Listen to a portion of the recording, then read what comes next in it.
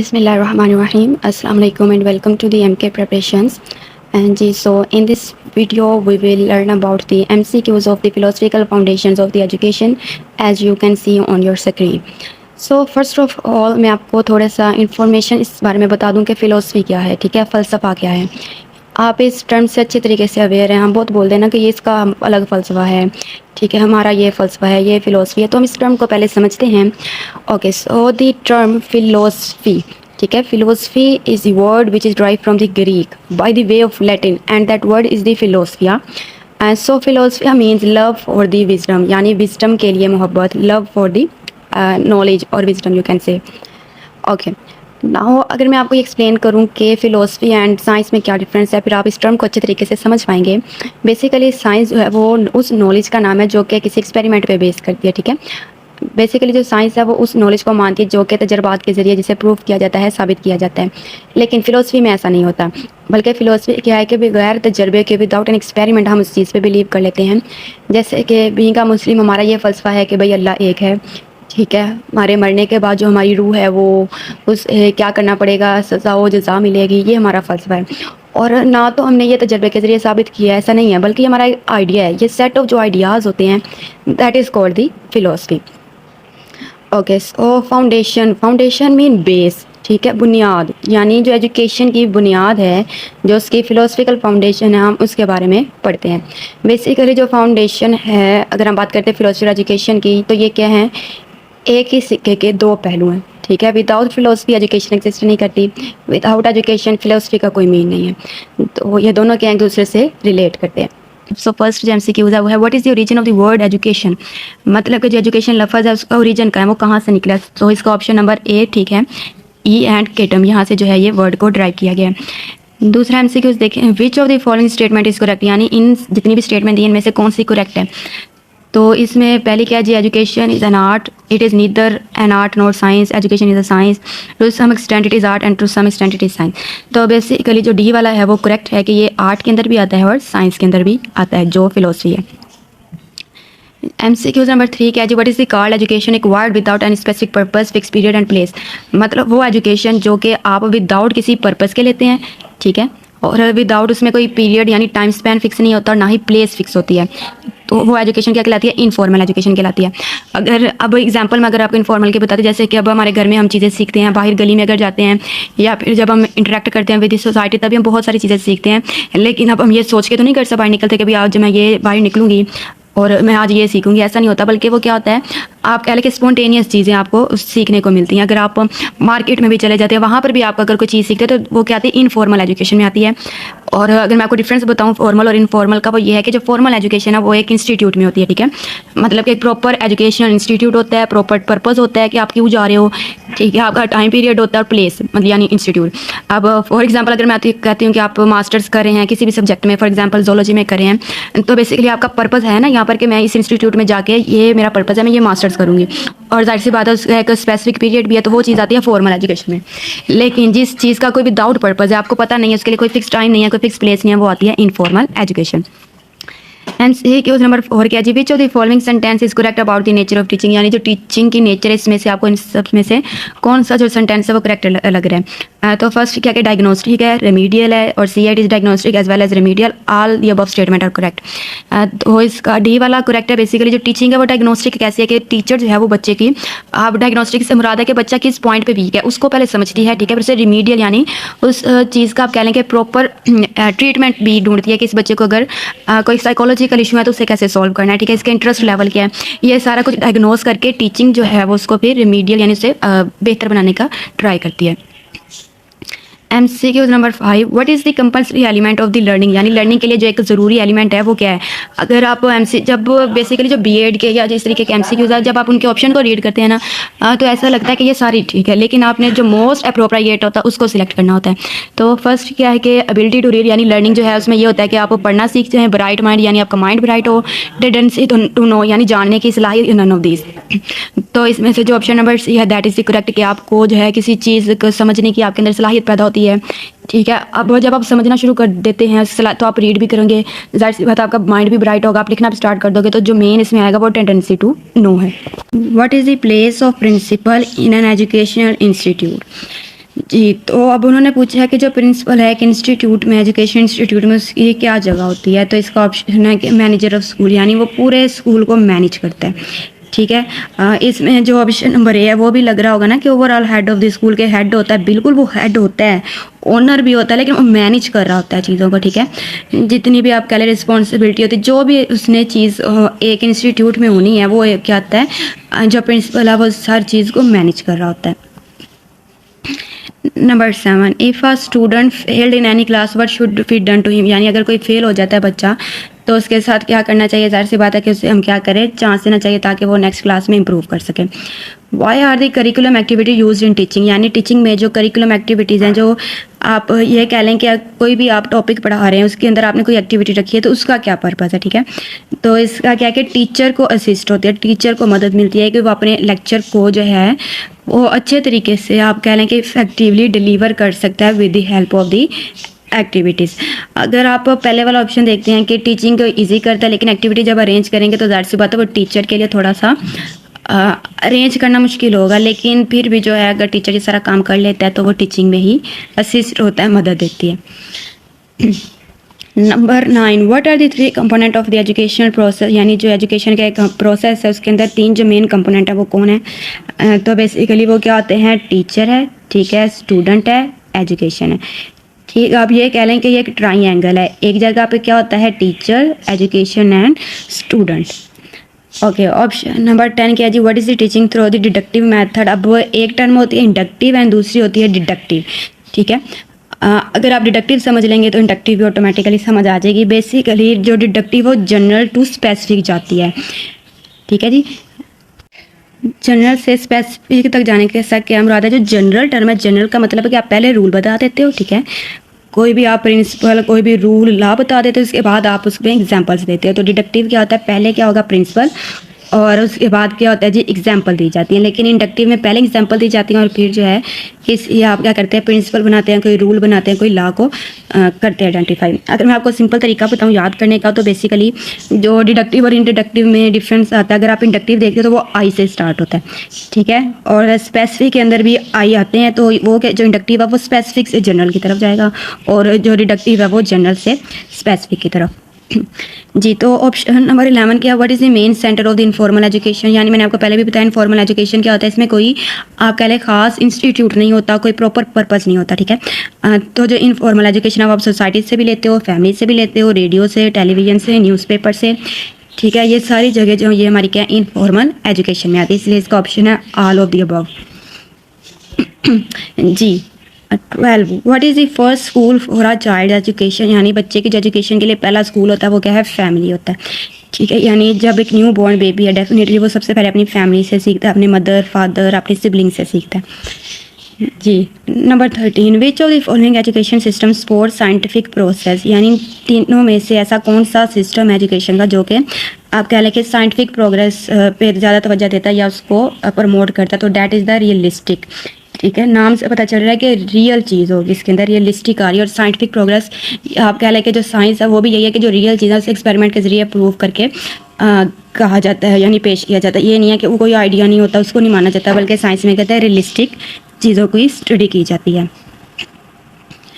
Number 14, what is the meaning of the lesson plan. Basically जो lesson plan होता है ना वो आप कह लें कि एक फ्रेमवर्क होता है उन सब एक्टिविटीज़ का जो कि टीचर ने अपने ड्यूरिंग लेक्चर को परफॉर्म करना होता है। ठीक है, तो लेसन प्लान का मतलब क्या होता है? To read the lesson before teaching it, यानी पढ़ाने से पहले आप क्या करते हो? पहले उसको पढ़ते हो, तैयार करते हो, आप अरेंज करते हो एक्टिविटीज़ को कि आपने किस टॉपिक के लिए किस तरीके की एक्टिविटीज़ करानी है। तो ये सारी चीज़ें क्या आ जाती है? लेसन प्लान आ जाता है।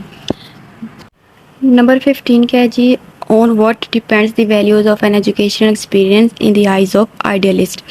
अब आइडियलिस्ट कौन होते हैं? वो फिलोसफर हैं जो कि आइडियलिज्म की थ्योरी पर बिलीव करते हैं। ठीक है, जो आइडियलिज्म टर्म है इसके अंदर क्या होता है कि जो माइंड और बॉडी की डेवलपमेंट के बारे में स्टडी की जाती है, और जो आइडियलिज्म है इसके अंदर जो इंस्टीट्यूशन है उसको जो है प्रमोट किया जाता है, एक्सेप्ट किया जाता है। तो ऑप्शन बी इस लिहाज से करेक्ट आंसर है।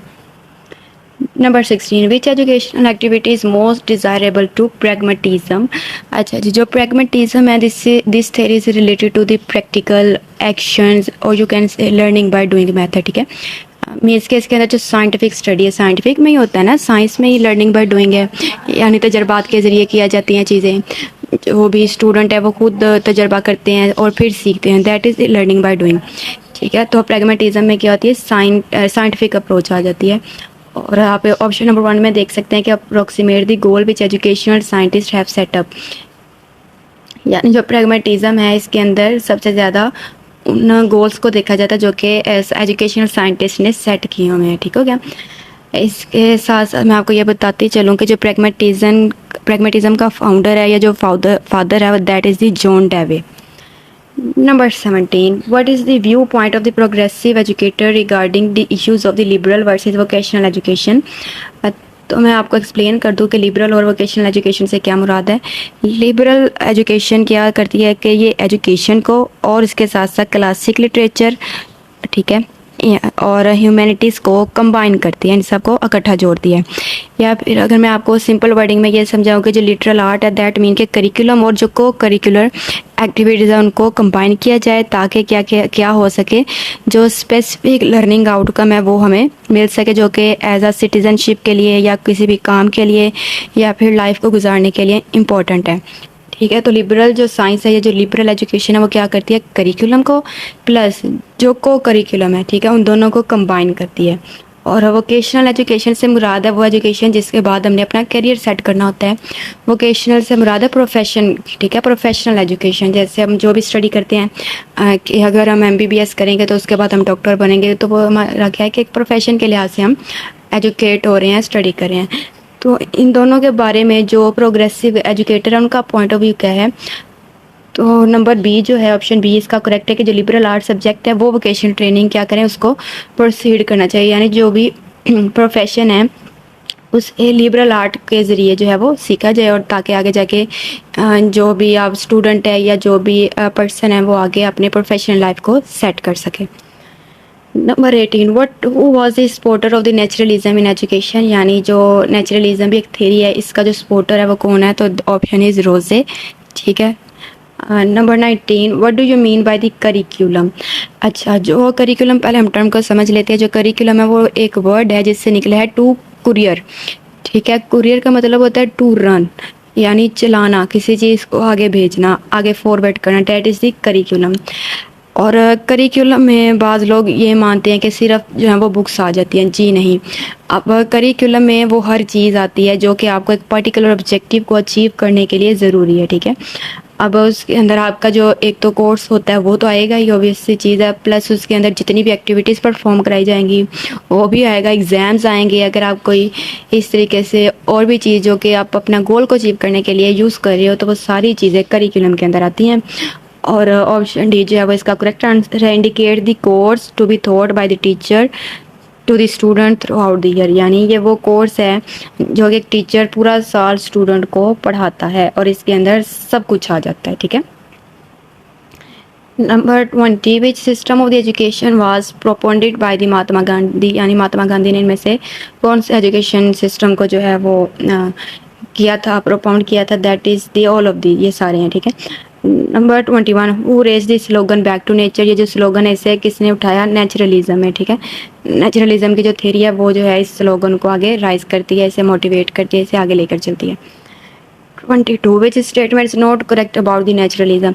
अच्छा, जो नेचुरलिज्म एक थ्योरी है, ठीक है, इसका जो फाउंडर है नेचुरलिज्म का वो रोसे है। और नेचुरलिज्म के अंदर जो सेल्फ एक्सप्रेशन है उसे मोटिवेट किया जाता है, उसकी स्टडी की जाती है। ठीक है, इसके अलावा ये जो थ्योरी है वो कहती है कि जो नेचुरल वर्ल्ड है उसके बियॉन्ड कुछ एग्जिस्ट नहीं करता। ठीक है, या फिर आप ये कह लें कि जितने भी इवेंट्स हो रहे हैं यूनिवर्स में वो किस वजह से, इस नेचर की वजह से हैं, और इस नेचर के अलावा, कुदरत के अलावा कुछ भी नहीं है।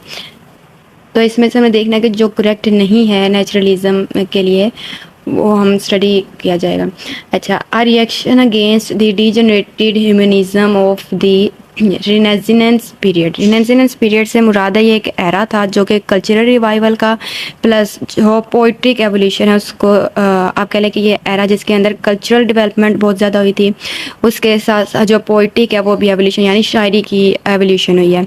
और ये जो पीरियड है, ये जो एरा रहा है, ये 15 to 17th सेंचुरी तक है, 15 से 17 तक।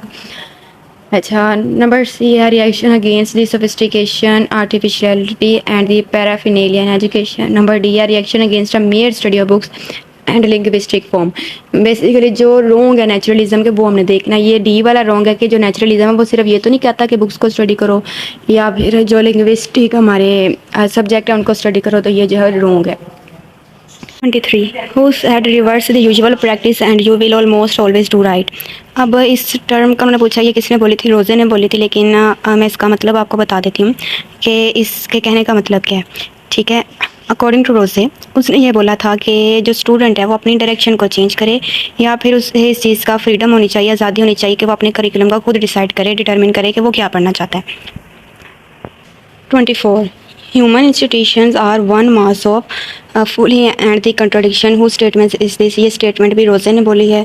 ठीक है, इससे मुराद क्या है कि जो खुदा ने सब चीज़ें अच्छी बनाई हैं। ठीक है, God makes all things good but man meddles with them and they become evil. यानी जो इंसान है वो क्या कर देता है, चीज़ को ख़राब कर देता है। ठीक है, फुली का यहाँ पर मतलब है हमाकत। नेक्स्ट जो है कंट्राडिक्शन का मतलब कि उल्ट करना, मुखालिफ करना। तो खुदा ने तो हर चीज़ अच्छी बनाई है, लेकिन जो इंसान है वो उल्टा ही काम कर देता है। तो ये जो टर्म है ये रोज़े ने कही है। Number 5 according to the school of the philosophy education exaltation of the individuals personality is a function of education. यानी जो फिलोसफी स्कूल ऑफ फिलोसफी है, ठीक है, उसमें किस थेरी या किन्हों ने बोला है कि जो एक इंडिविजुअल की पर्सनैलिटी है वो उसकी एजुकेशन पर डिपेंड करती है। ठीक है, जाहिर सी बात है जो इंसान सीखेगा, पढ़ता है, उसी तरीके से वो अपनी पर्सनैलिटी को डेवलप करता है। तो ये आइडियलिज्म एंड मार्क्सिज्म बोथ ने बोला है। 26 which is not naturalism's aim of education. यानी इसमें से ऐसा नेचुरलिज्म का कौन सा एम नहीं है, तो ऑप्शन नंबर डी है इसका, to inculcate ethical and moral values in the people. 27 which school held the view God makes all the thing good man meddles with them and become evil. हमने पहले भी discuss किया है कि ये naturalism की जो थेरी है उसमें आया है और रोज़े ने इसको बोला है। 28 which school maintained self expression with the company carries of no interference no restrain. यहाँ पर जो लफ्ज़ उन्होंने बताया ना सेल्फ एक्सप्रेशन, ये आपने याद रखना है कि जो सेल्फ एक्सप्रेशन है वो नेचुरलिज्म में डिस्कस किया जाता है। ठीक है, तो ऑप्शन देख लेते, extreme form of naturalism, most widely accepted form है, या फिर ट्रस्ट फॉर्म है, मोस्ट वैलिड है। तो इसमें जो एक्सट्रीम फॉर्म आती है कि जो स्कूल है जो सेल्फ एक्सप्रेशन है वो उसमें किसी की इंटरफेरेंस ना हो, कोई रुकावट ना डाले, बल्कि जो एक इंसान या जो एक स्टूडेंट, एक पीपल जो भी ऑब्ज़र्व करता है नेचर में, जो वो सीखता है उसी को वो एक्सप्रेस करे। ठीक है, number 29 which is not the nature of philosophy. इनमें से फिलोसफी की नेचर कौन सी नहीं है, तो ऑप्शन डी इसका करेक्ट आंसर है कि इसमें एक जो आदमी के क्रिएटिव आइडियाज़ है उसको नहीं किया जाता, बल्कि जो है एक चलता आ रहा है, पीछे से बिलीफ चलता आ रहा है। ठीक है, या फिर जो सच को माना जा रहा है उसी पे किया जाता है। That is the nature of the philosophy. 30 which branch of philosophy deal with the knowledge structure method and validity. तो that is the epistemology. Epistemology में ही जो है वो नॉलेज के बारे में पढ़ा जाता है, नॉलेज को एक्सप्लेन किया जाता है। ठीक है, एपिस्टेमोलॉजी इसका जो है वो ट्रू आंसर है। इसके साथ option number 31 which school maintain natural impulses of the child are of great importance which are good in themselves. That is the biological naturalism है। Number 32 which branch of philosophy examine issue pertaining to the nature of reality. मुराद क्या statement से कि जो philosophy की ऐसी कौन सी branch है जो कि इशू क्रिएट करती है related to the nature of reality. ठीक है, दैट इज़ द मेटाफिजिक्स। लेकिन मैं आपको इन चारों को एक्सप्लेन पहले कर देती हूँ कि मेटाफिजिक्स क्या। ठीक है, मेटाफिजिक्स से मुराद है बियॉन्ड द फिजिकल, यानी जो चीज़ फिजिकली एग्जिस्ट नहीं करती उससे जो परे है, दैट इज़ द मेटाफिजिक्स। अब इसमें क्या हम स्टडी करते हैं, सोल के बारे में, गॉड के बारे में, लाइफ, डेथ, ये सारी चीज़ें क्या है फिजिकल के बियॉन्ड है। ठीक है, तो ये मेटाफिजिक्स के अंदर आती है। इसके अलावा ऑन्टोलॉजी है, ऑप्शन में ऑन्टोलॉजी से मुराद आता है नोन टू अननोन। ठीक है, अब नोन क्या है कि हमने मरना है, ये तो हमें पता है कि डेथ होनी, हमने मरना है, लेकिन मरने के बाद हमारे साथ क्या होना है उसका हमें इल्म नहीं है, तो ये ऑन्टोलॉजी में आ जाएगा। ऑप्शन सी क्या है जी, एक्जियोलॉजी। एक्जियोलॉजी के अंदर क्या है, ये थ्योरी ऑफ वैल्यूज़ है। ठीक है, यानी हम इसमें क्या करते हैं कि आप कह लें वर्थ जानते हैं किसी चीज़ की वैल्यू जानते हैं। ठीक है, और नंबर 4 में आ जाती है एपिस्टेमोलॉजी। एपिस्टी का मतलब होता है नॉलेज। ठीक है। तो एपिस्टेमोलॉजी के अंदर हम क्या करते हैं कि जो study of nature, reason, limits of human knowledge, यानी जितना भी नॉलेज के बारे में हम इसमें चीज़ें पढ़ते हैं वो एपिस्टेमोलॉजी में आ जाता है। तो इन चारों में से जो ब्रांच रियलिटी के अगेंस्ट करती है कि हमें नहीं पता मरने के बाद क्या होना है, ठीक है, हमारी रूह के साथ क्या होगा, मरने के बाद हमारी रूह कहाँ जाएगी, तो ये सारी मेटाफिजिक्स है। Number 33, on what is based the need for teaching philosophy of education, यानी जो फिलोसफी ऑफ एजुकेशन है उसकी क्या ज़रूरत है। All people are not like, यानी तमाम जो लोग हैं वो एक दूसरे से मुख्तलिफ हैं। Different system of education found in different countries, अलग अलग मुल्कों में क्या एजुकेशन सिस्टम मुख्तलिफ हैं। Different philosophies express different point of view in every aspect of the education, ये वाला जो है वो ऑप्शन ट्रू है। ठीक है कि जो फिलोसफी ऑफ एजुकेशन को हम अगर देखते हैं तो जाहिर सी बात है हर एक अपनी फ़िलोसफी की, जो भी फ़िलोसफी है, जैसे मानना हमारा है कि मरना है हमने, ठीक है, हमारी रूह जाएगी, जन्नत में जाएगी, दोज़ख में जाएगी, लेकिन अब इसी फ़िलोसफी को जो दूसरे लोग हैं वो डिफरेंट पॉइंट ऑफ व्यू से देखते हैं कि किसने बताया कि आप हम जन्नत में जाएंगे, दोज़ख में जाएंगे, अभी तक हमने तो नहीं देखी, जाहिर सी बात है मरने के बाद ही देखेंगे। तो ये सारी चीज़ें क्या आ जाती हैं, इसके अंदर आ जाती हैं। Number 34, what is the goal of education according to the idealism, कि आइडियलिज्म के अकॉर्डिंग एजुकेशन का गोल क्या है, वो है कि मोरल वैल्यू को रियलाइज़ करना, कि आपकी अखलाकी इक़्तिदार कौन सी हैं, तो ये चीज़ें आइडियलिज्म में आती हैं। Number 35, the aim of education according to the existentialist is, अच्छा जी, अब ये जो टर्म है एग्जेंशियलिस्ट, ठीक है, इसके अंदर ये आप कह लें कि ये ब्रांच है जिसके अंदर या ये वो फिलोसफी है जिसके अंदर वो चीज़ें पढ़ाई जाती है जो कि इम्पोर्टेंट है, ठीक है, या फिर जो आप कह लें कि responsible for his own action, यानी जो एग्जेंशियलिस्ट हैं वो ये कहते हैं कि आप रियलाइज़ करते हो अपने आप को, ठीक है, आप अपने एक्शंस के खुद रिस्पॉन्सिबल होते हो। तो एम हमने देखना है इसका क्या है, तो ऑप्शन ए इसका ट्रू आंसर है कि humanitarian and humanist self realisation, यानी जो भी ह्यूमैनिटेरियन ग्राउंड पर अपनी सेल्फ रियलाइजेशन करना कि हम खुद के हैं, ठीक है, हम खुद एग्जिस्ट कर रहे हैं, हमारा वजूद क्या है, that is the answer.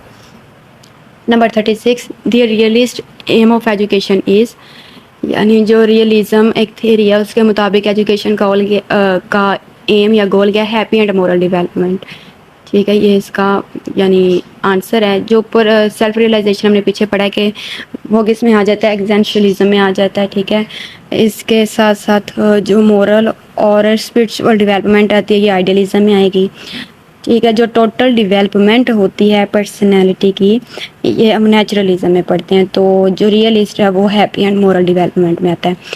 Number 36, naturalist conception of man is, यानी मैन के अकॉर्डिंग नेचुरलिस्ट का क्या कंसेप्शन है, nature would have them children before they are man, यानी अगर नेचुरलिस्ट या नेचुरलिज्म की थ्योरी की बात करते हैं तो रोज़े या जो भी ये फाउंडर है, रोज़े फाउंडर है नेचुरलिज्म का, ये क्या कहता है कि जितने भी यूनिवर्स में इवेंट्स होते हैं ये सारे के सारे क्यों हैं, बाय दी नेचर है, नेचर की तरफ से, ठीक है। तो ये ऑप्शन उन्होंने यही एक्सप्लेन किया है डी वाले में, ये जो नेचर है मतलब कि किसी भी इंसान के पैदा होने से पहले जो नेचर है उनको रखती थी और अब बाद में जो है वो इसका आहिस्ता आहिस्ता हर एक का वजूद आया।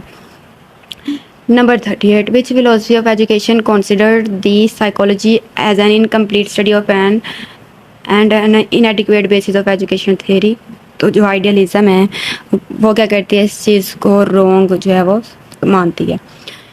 अच्छा, number 39, which among the following does not fit into the scheme of education goal of the idealist, यानी कि आइडियलिस्ट के अकॉर्डिंग इन चारों में से कौन सी चीज़ जो है वो एजुकेशन गोल में फिट नहीं होती, that is the care of body, मतलब कि अपनी बॉडी का ख्याल रखना, वो आइडियलिज्म में नहीं आती, ठीक है।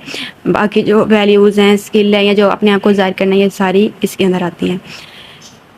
Number 40, religious education is strongly advocated by the idealist, यानी जो रिलीजियस एजुकेशन है इस पर सबसे ज़्यादा कौन जोर देता है, आइडियलिस्ट देते हैं, ठीक है। Number 41, which of the following said about the idealist, यानी इनमें से आइडियलिस्ट के बारे में कौन सी स्टेटमेंट कही जाती है, तो ऑप्शन सी है कि they are satisfy neither with the priors nor with the roses, यानी वो कांटों से या फूलों से किसी से भी सेटिस्फाई नहीं होते। Number 42, V school of philosophy education advocate project method of teaching, अब ऐसा कौन सा स्कूल ऑफ फिलोसफी है जो कि प्रोजेक्ट मेथड पे को फोकस करता है, that is the pragmatism, because pragmatism में मैंने पहले भी आपको बताया कि इसमें लर्निंग बाय डूइंग मेथड आता है, तो जो प्रोजेक्ट बना के लर्निंग होती है वो भी एक मोड है लर्निंग बाय डूइंग का, तो इसमें प्रैग्मेटिज्म में क्या आएगा, प्रोजेक्ट मेथड आता है। 43 play way method of the teaching has been emphasised in the scheme of action of naturalist, मतलब कि खेल के साथ प्ले वे मेथड, ठीक है, खेलते खेलते जो आप चीज़ सीखोगे या ये जो मेथड टीचिंग यूज़ किया जाता है वो नेचुरलिस्ट करते हैं। पीछे हमने क्या पढ़ा, जो प्रैग्मेटिस्ट है वो क्या करते हैं, प्रोजेक्ट मेथड को यूज़ करते हैं, और नेचुरलिस्ट प्ले वे मेथड को करते हैं।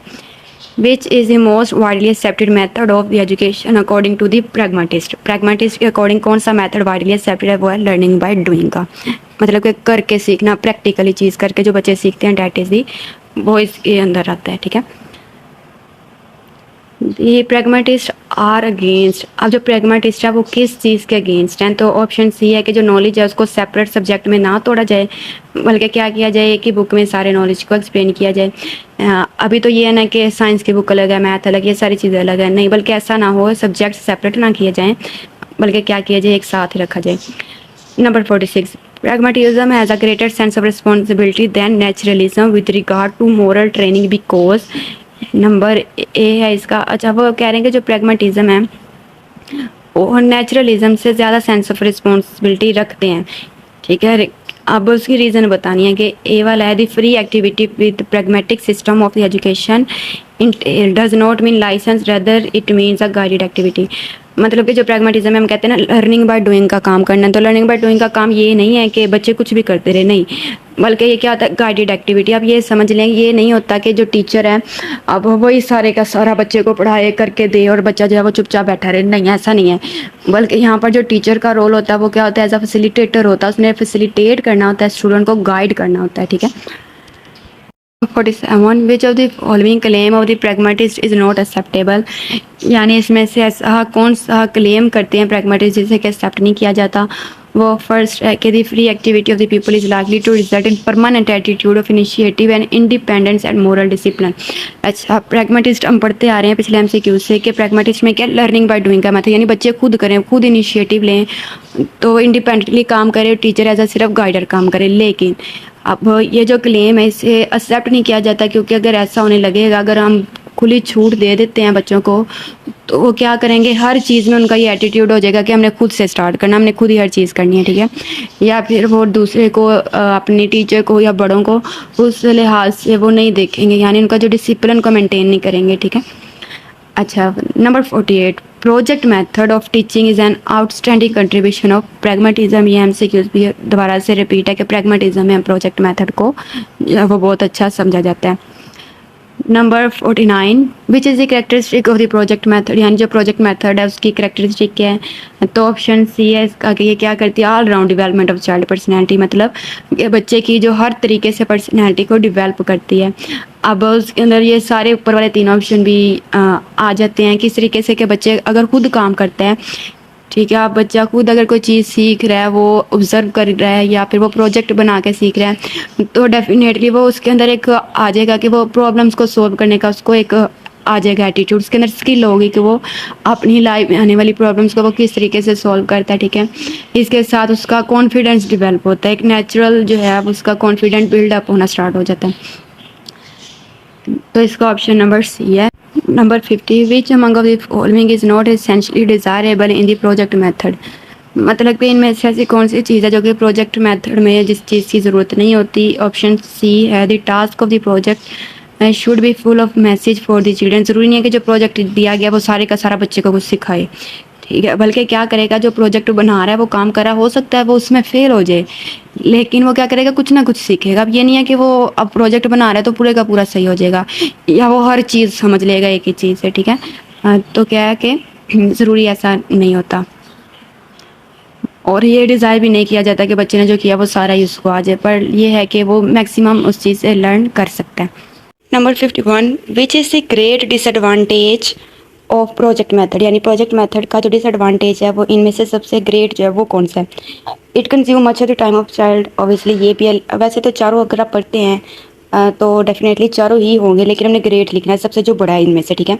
तो वो ऑप्शन बी है कि ये क्या करता है, बच्चे की नॉलेज में गैप छोड़ देता है, क्योंकि बच्चे ने सारा खुद करना होता है, तो वो चीज़ें नहीं सीख पाता, वो एक्सपीरियंस नहीं ले पाता जो कि उनके टीचर्स के पास है। 52 learning by project method is technically known as incidental learning है, तो ये इसका जो है वो दूसरा नाम है। Number 53 education according to the pragmatist is, यानी जो प्रैग्मेटिस्ट है उनके अकॉर्डिंग एजुकेशन क्या है, परपोजिव है, यानी एजुकेशन का कोई ना कोई मकसद है। 54 who among the following is not a follower of the pragmatic philosophy, यानी इन चारों में से जो प्रैग्मेटिक फिलोसफी है उसका फॉलोअर कौन नहीं है, वो है Pestalozzi. Number 55 but is not associated with the pragmatism, यानी इनमें से जो प्रैग्मेटिज्म के रिलेटेड नहीं है तो वो ये है कि education for self realisation, because हमने पढ़ा कि प्रपोजिव एजुकेशन भी होती है, इसमें फ्रीडम होती है, यानी जो बच्चा वो खुद सीखता है, ठीक है, एक्सपीरियंस भी करता है। जब एक बच्चा लर्निंग बाय डूइंग मेथड से सीख रहा है तो डेफिनेटली वो एक्सपीरियंस भी कर रहा होता है, लेकिन इसमें सेल्फ रियलाइजेशन नहीं होती। 56 who emphasised realisation of truth, beauty, goodness as aims of education, मतलब कि जो ट्रूथ है, सच है, खूबसूरती है, अच्छाई है, ये इन चारों ऑप्शन में से किसका जो है वो एम है, तो वो आइडियलिस्ट का यानी आइडियलिज्म का है। 57 which statement about truth is not correct according to the philosophy of pragmatism, pragmatism जो थ्योरी है उसके अकॉर्डिंग, ट्रूथ के अकॉर्डिंग कौन सी स्टेटमेंट ट्रू नहीं है, तो इसका आंसर क्या है, इट इज़ इटर्नल, ठीक है, कि ये इटर्नल होती है, एक्सटर्नल होती है, तो ये करेक्ट नहीं है, बल्कि ये क्या होती है, इंसान खुद समझता है कि कौन सी चीज़ सच है, बाहर से नहीं होता इसका कोई effect.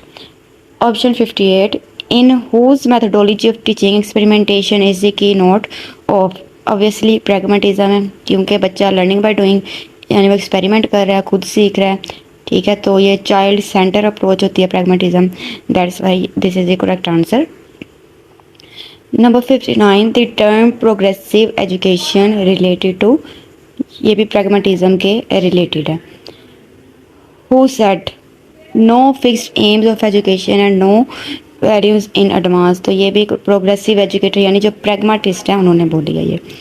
61 which school of philosophy of education stress the direct study of man and things through tours and travel, मतलब कि वो कौन सी स्कूल ऑफ फिलोसफी है जो कि जोर देती है इस चीज़ पर कि जो इंसान है वो किस तरीके से सीखे, टूर्स और ट्रैवल से सीखे, तो वो सोशल रियलिज्म है, ठीक है, सोशल रियलिज्म, यानी वो क्या करता है, सोसाइटी के साथ इंटरेक्ट करता है, तो और फिर जो चीज़ें सीखता है, that is the social realism. 62 which school believes that all the knowledge comes through the senses, अब ऑप्शन क्या है जी, सेंसरियलिज्म, ठीक है, उन्होंने पूछा है कि कौन सा स्कूल ऑफ थॉट है जो कि सेंस के ज़रिए नॉलेज आता है, तो वो नेम से पता चल रहा है कि सेंसरियलिज्म है। Number 63 which school राइज्ड the slogan, यानी इनमें से किस स्कूल ऑफ फिलोसफी ने ये वाला स्लोगन राइज किया था, that think as they are and as they are likely to be encountered in life rather than words, तो ये रियलिस्ट यानी जो रियलिज्म की थ्योरी है उन्होंने इसको राइज किया है स्लोगन को। 64 as Huxley pleaded for the introduction of a complete and thorough scientific culture into school is claim to be realist, यानी जो हुक्सले एक जो है वो एजुकेशनिस्ट है, इसने क्या किया, ये क्या बताता है कि जितना भी साइंटिफिक कल्चर है उसे स्कूल में इम्प्लीमेंट किया जाए, तो that is the realist. 65 realism in education was born out of, option number C है इसका, कि cleavage between the work of the school and life of the world outside the school that occurred during 19th century। 66 which of the following is not criticised by realism in education, यानी education में जो realism है वो इन point में से किसको criticise नहीं करता, तो ऑप्शन सी है इसका, कि organising school in a way that is conducive to practical training in citizenship, यानी स्कूल को इस तरीके से ऑर्गेनाइज किया जाए कि जो इंसान है, जो एक स्टूडेंट पढ़ने आया है, उसे क्या करे कि अच्छा शहरी बनाने के लिए कंड्यूसिव यानी खुशगवार माहौल को प्रोवाइड किया जाए। 67 in the light of relevant past events contemporary event and the understanding should find a place in teaching of history who maintain this principle that is the realist, यानी जो रियलिज्म की theory है वो जितने भी past events हुए हैं उन सबको क्या करती है, फिट करती है एक प्लेस पे, ठीक है। Number 68 the most important thing to keep in mind for a teacher according to realism in education is, यानी रियलिज्म के अकॉर्डिंग टीचर को जो एक इंपॉर्टेंट पॉइंट अपने माइंड में रखना चाहिए वो क्या है, मेथड ऑफ टीचिंग नहीं है, ठीक है, नेचर ऑफ चाइल्ड भी नहीं है, इसमें जो आएगा value and significance of what is thought, यानी जो बच्चे को सिखाया जा रहा है उसकी कितनी सिग्निफिकेंस है। Number 69 which school of philosophy very strongly advocates that education should B vocational in the character, यानी ऐसे स्कूल ऑफ फिलोसफी, कौन सा स्कूल ऑफ फिलोसफी ये कहता है कि जो एजुकेशन है वो एक बच्चे की वो करेक्टर में झलकनी चाहिए, ठीक है, that is realism. Number 70, which is not an aspect of mind according to the realist theory of knowing, मतलब कि रियलिस्ट जो थ्योरी है, रियलिज्म की थ्योरी है, उसके मुताबिक जो माइंड है इन चारों में से कौन से एस्पेक्ट पर वो नहीं तवज्जो देता या कौन सी चीज़ को कंट्रोल नहीं करता। पहला अगर आप देखते तो अवेयरनेस जाहिर सी बात है माइंड में ही होता है, ठीक है, कॉन्शियसनेस भी माइंड का पार्ट है, प्रोसेसिंग ऑफ अवेयरनेस भी माइंड का है, तो बिहेवियर जो है वो एक माइंड का एस्पेक्ट नहीं आता, हमारे ब्रेन का एस्पेक्ट नहीं है। एंड नंबर 71, वो believe that object have a reality independent of mental phenomena, यानी कौन बिलीव करता है कि जितने भी ऑब्जेक्ट हैं उनकी क्या है कि वो इंडिपेंडेंट है मेंटल फिनोमिना के, तो रियलिस्ट, यानी वो क्या करते हैं, जो रियल चीज़ें हैं उन पर वो डिपेंड करती है, जो रियलिटी है वो मेंटल फिनोमिना नहीं है, ठीक है, मतलब कि हमारे ब्रेन पर डिपेंड नहीं करती कि हमारा ब्रेन जैसा सोच रहा है वैसी रियलिटी है, नो, बल्कि ये क्या मेंटल फिनोमिना से इंडिपेंडेंट उस चीज़ पे डिपेंड नहीं करती। Number 72, Marxist educational philosophy is closer to realism, यानी जो ये फिलोसफी है वो रियलिज्म के करीब तरीन है। 75, according to which educational philosophy socially useful labour must form the central point of the entire school, यानी कौन सी एजुकेशनल फिलोसफी के अकॉर्डिंग जो लेबर है यानी जो वर्कर है, ठीक है, उसे सेंट्रल पॉइंट रखा जाए, तो this is according to the Marxism. Basically जो मार्क्सिज्म फिलोसफी है इसके अकॉर्डिंग ये था कि अगर एक लेबर को जीने के लिए, पहनने के लिए या अपनी लाइफ को गुजारने के लिए अगर उसे 1 पाउंड ज़रूरी है, ठीक है, और वो क्या कर रहा है कि वो प्रोडक्ट बना रहा है जो कि 5 पाउंड्स का है, तो आप क्या करें उसे 1 कम करके यानी 4 पाउंड उसको दें, ठीक है, इस लिहाज से। Number 76, which of the following has been asserted about school by Marxist educational philosophy, यानी जो एजुकेशनल मार्क्सिस्ट की फिलोसफी है उसके अकॉर्डिंग क्या इनमें से असर्ट किया जाना चाहिए about the school. They should function as deliberate instrument of the state policy, यानी कि उन्हें कैसे फंक्शन करना चाहिए, जैसे एक स्टेट ने एक रियासत में पॉलिसी बना दी है उसके अकॉर्डिंग जो है वो एज इंस्ट्रूमेंट काम करना चाहिए, ठीक है। Number 77, which of the following characteristic is common to pragmatism, naturalism and existentialism, तो इनमें जो एम्फोसिस ऑन इंडिविजुअल यानी एक फ़र्द पर अहमियत देना, एक फ़र्द पर जो है एम्फोसाइज किया जाता है इन सब में। 78, whose is the ultimate concern what is existence, basically जो व्हाट इज़ एग्जिस्टेंस यानी वजूद क्या है इसका कंसर्न किससे है, बहुत आइडियलिस्ट भी हैं और एग्जेंशियलिस्ट भी हैं। Number 79, which of the following philosophies held that men in the world feel lonely and anxious, being unsure of their meaning and fearful of their annihilation, यानी जो इंसान है अगर उसे अपने जीने का मकसद ही नहीं पता, ठीक है, उसे अपनी ज़िंदगी का मतलब ही नहीं पता, तो वो क्या करता है, एक तन्हाई में और परेशानी की ज़िंदगी गुजारता है, यानी अगर उसे अपनी एग्जिस्टेंस का ही वजूद का ही पता नहीं है, तो obviously it is related to the existentialism, A वाला करेक्ट आंसर है।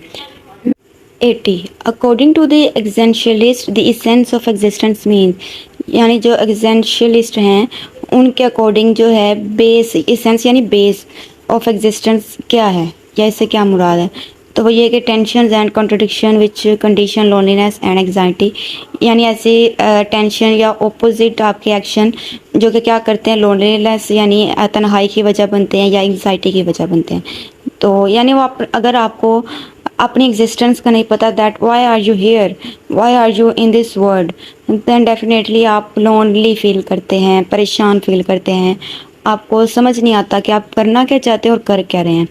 तो सबसे पहले अपने वजूद को पहचानना, उसके बाद ही हमने अगली चीज़ जो है उसको लेकर चल सकते हैं। 81, who was the 19th century founder of existentialism, तो डैट इज सोरन, बी वाला करेक्ट आंसर है।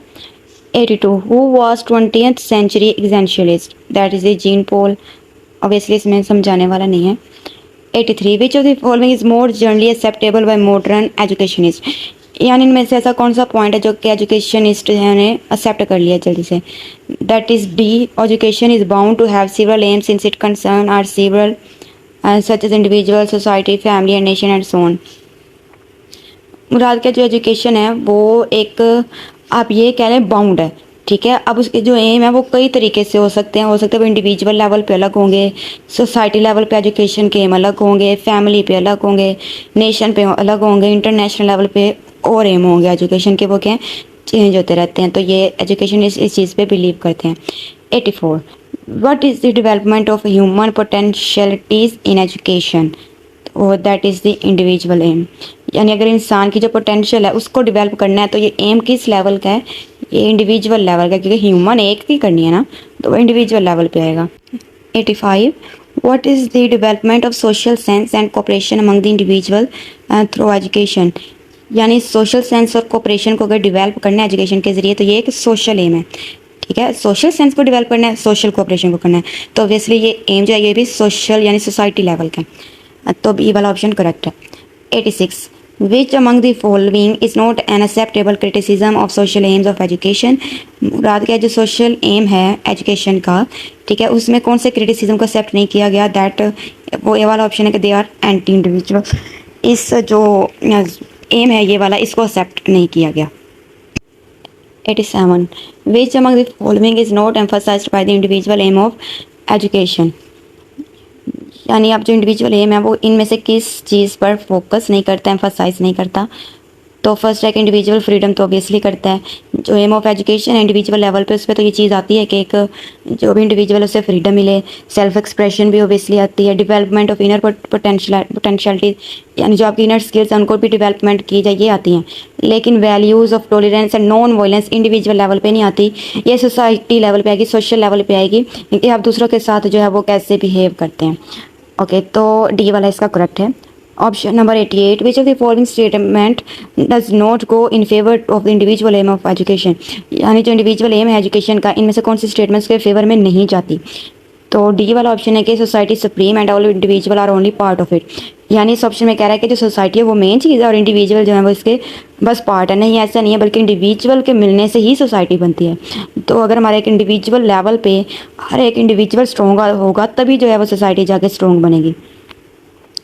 89 which among the following is the most correct view about the social and individual aim of education. यानी इन चारों option में से ऐसा कौन सा करेक्ट है जो कि सोशल लेवल और इंडिविजुअल लेवल पे माना जाता है करेक्ट। तो ये है कि जो इंडिविजुअल और सोशल एम है वो एक ही कॉइन के दो हिस्से हैं, ठीक है।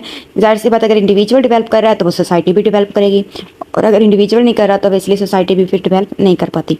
90 which statement is most acceptable to the academicians about bread and butter aim of education. ठीक है, अब यानी मोस्ट जो एक्सेप्टेबल है ब्रेड एंड बटर एम से मुराद है कि it is not partially acceptable, यानी हाँ कुछ चीज़ें मानी जाती हैं, एक्सेप्ट की जाती हैं, लेकिन बाकी की चीज़ें नहीं की जाती। इक्वली जो है सबको सपोर्ट नहीं किया जाता हर एक पॉइंट ऑफ व्यू को। Number 91 which of the following does not pertain to intellectual development aim of the education. यानी इनमें से हमने देखना है कि जो इंटेलेक्चुअल डेवलपमेंट नहीं करता, तो दैट इज़ स्पिरिचुअल ऑब्वियस है कि इंटेलेक्चुअल जो होती है वो इंटेलिजेंट, माइंड, कोग्निटिव इन सब से रिलेटेड है, लेकिन जो स्पिरिचुअल है वो रूहानी डेवलपमेंट है, ठीक है। अगर आप सारे ऑप्शन भी देखते हैं तो फर्स्ट इंटेलिजेंस है वो तो इंटेलेक्चुअल है ही, ठीक है। बी वाला है spiritual, it is not related to mind और ब्रेन और intellectual development. Okay, number C cognitive power है, कोग्निटिव भी हम कहते हैं जो चीज़ हम मेमोराइज कर सकते हैं, this is also related to brain. Number उसमें डी जो है उसमें भी माइंड का जिक्र किया गया, लेकिन बी जो है इसका करेक्ट आंसर है क्योंकि स्पिरिचुअल जो है वो इंटेलेक्चुअल डेवलपमेंट नहीं होती। 92 preparing the child for future life as an aim of education is preparing child for, मतलब एक बच्चे को फ्यूचर लाइफ के लिए अगर प्रिपेयर करते हैं, ठीक है, तो according to aim of education आप बच्चे को किस लिए तैयार करें हैं, वो इसलिए कि जो एक बच्चा, जो एक चाइल्ड है, जो स्टूडेंट है, वो क्या कर सके, जितनी भी फ्यूचर लाइफ में उसके प्रॉब्लम्स आएंगी उन सबको सोल्व कर सके, फेस कर सके ब्रेवली। तो ऑप्शन सी है इसका कि facing all kinds of emergencies and situation of the future life, यानी फ्यूचर लाइफ में आने वाली जितनी भी सूरत हाल हैं उन सब का वो मुकाबला कर सके। 93 the most effective method of the character formation, यानी अगर किसी के करेक्टर फॉर्मेशन को बिल्ड करना है तो इसके लिए कौन सा मेथड यूज़ किया जाएगा, तो दैट इज़ डी वाला ऑप्शन है, rewarding virtuous behaviour and presenting high character model in the school. मतलब कि वो स्टूडेंट जो कि बहुत अच्छा परफॉर्म कर रहे हैं उन्हें क्या किया जाए, रिवॉर्ड किया जाए और पूरे स्कूल के सामने एज अ रोल मॉडल उसे बनाया जाए, उसे खड़ा किया जाए, ठीक है। 94 harmonious development of the child M of education mean, जो हारमोनियस है इसका मतलब होता है हम आहंगी, ठीक है। अब ये जो डेवलपमेंट है उसका क्या मतलब है, नंबर सी है इसमें, क्योंकि इसमें हारमोनियस है तो यानी हम आहंगी होगी हर पार्ट की, ठीक है। इसमें फिजिकल स्ट्रेंथ आ जाती है, मेंटल, मोरल, स्पिरिचुअल, ये सारी की सारी स्किल्स आ जाती हैं, तो इन सबको बैलेंस करना जो है वो एक हारमोनियस डेवलपमेंट के अंदर आता है। 95 the social aim of education imply that, यानी जो सोशल एम है, सोसाइटी लेवल पे एजुकेशन का एम है, उसमें हमने देखना है कि इन चारों पॉइंट में से कौन सा इम्प्लीमेंट किया जाता है। तो इसमें डी है, the state has to give no to take anything from individual, यानी जो स्टेट है, जो रियासत है, उससे इंडिविजुअल को देना है, ना कि उनसे लेना है कुछ। ठीक है। 96, rigid system of state education is justified on the basis that the state, यानी जो एजुकेशन का एक रिजिड सिस्टम है उसको जस्टिफाई कैसे किया जाता है। तो इसमें सी ऑप्शन है कि जो स्टेट है उसे ये राइट बनता है, उसकी ये ड्यूटी है कि वो क्या कर सके, जो सिटीज़न है यानी जो शहरी उसको मोल्ड करे, यानी उसको चेंज करे, ताकि वो क्या कर सके, अपनी जो उसकी वैल्यूज़ हैं, जो मोरल्स हैं, जो उसके बिलीफ हैं, उनको प्रिजर्व कर सके और उन्हें इन्हांस कर सके। तो ऑप्शन सी इसका करेक्ट आंसर है। 97, social aim of education imply the training of, यानी जो सोशल लेवल पे एजुकेशन का एम है उसमें ट्रेनिंग ऑफ किसकी ट्रेनिंग ज़रूरी है। तो फर्स्ट इसका ए ऑप्शन है कि the individual for the purpose of serving the need of society, यानी अगर इंडिविजुअल की ट्रेनिंग की जाएगी तो वो क्या करेगा, सोसाइटी के वेलफेयर के लिए काम करेगा और सोसाइटी के लिए ही सर्व करेगा। तो ये सोशल लेवल एम है।